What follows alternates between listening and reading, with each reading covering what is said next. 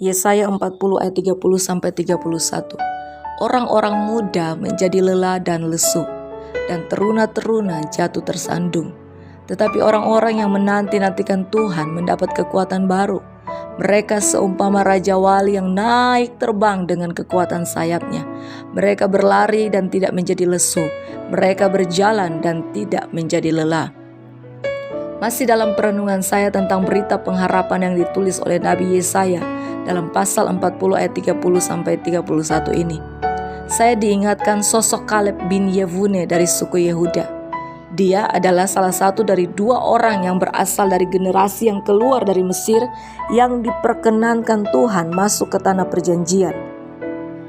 Allah memberikan pernyataan seperti ini tentang Kaleb dalam Bilangan 14 ayat 24. Tetapi hambaku Kaleb, karena lain jiwa yang ada padanya dan ia mengikut aku dengan sepenuhnya, akan kubawa masuk ke negeri yang telah dimasukinya itu, dan keturunannya akan memilikinya.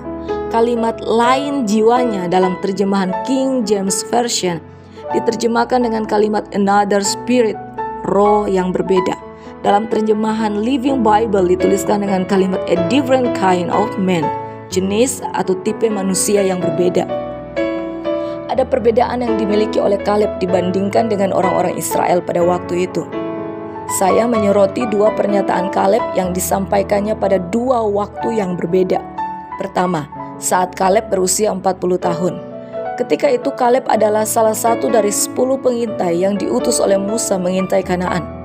8 orang pengintai memberikan laporan yang membuat hati bangsa Israel menjadi tawar dan kehilangan harapan. Namun Kaleb menenteramkan hati bangsa Israel di hadapan Musa. Katanya, tidak, kita akan maju dan menduduki negeri itu, sebab kita pasti akan mengalahkannya. Bilangan 13 ayat 30. Ini merupakan sebuah pernyataan keberanian dan keyakinan dari Kaleb pada usia 40 tahun.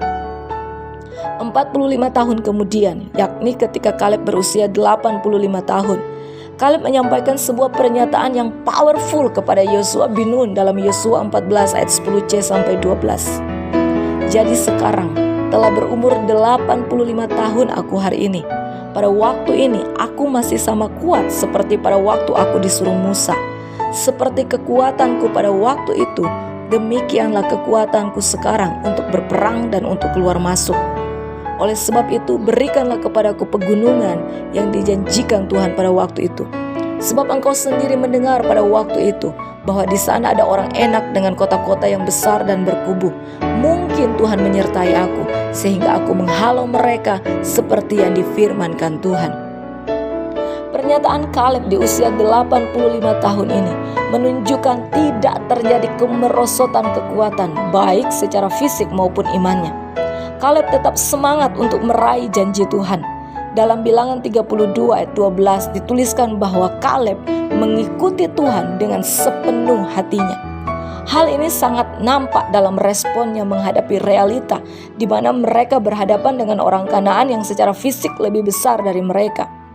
Namun pandangannya tidak ditujukan kepada lawan yang besar, tetapi hati Kaleb tertuju sepenuhnya kepada Tuhan yang berjanji.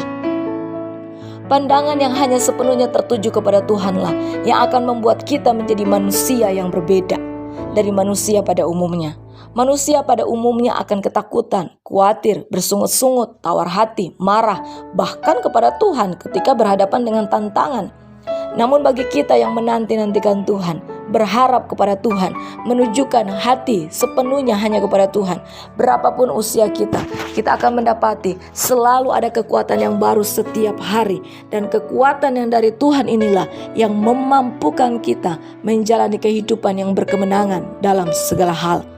Selamat menjalani kehidupan sehari-hari dengan pandangan yang tertuju kepada Tuhan. Tuhan Yesus memberkati. Saya Melvin Mamangkai.